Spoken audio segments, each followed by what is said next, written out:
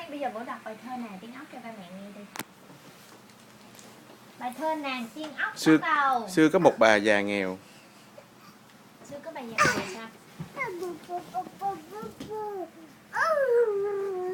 Xưa có một bà già nghèo mà cô đánh ốc ba đừng ngồi lên gối. đâu ngồi lên gối đâu.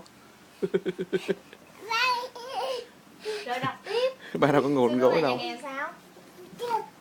Bà già nghèo khi mà cô bác bà đã được nó có ông kiên trì để nó bị viên tay không ra như ông cá là chỉ là mua má người cá vào kêu tu rồi bà già thì giờ tí kỳ về chắc là ra ngày cao cả chế dạ dạ từ từ nó như nó từ vừa ra tu chặt cho bà già gì biết mà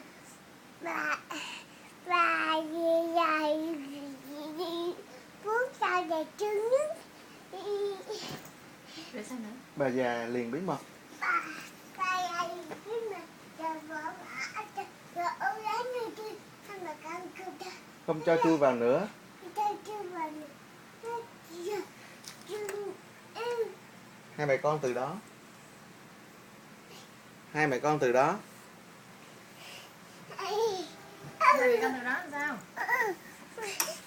Nó tự mở lên. Nó tự mở lên hả?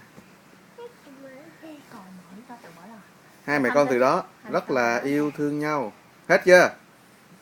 Hết chưa Vũ?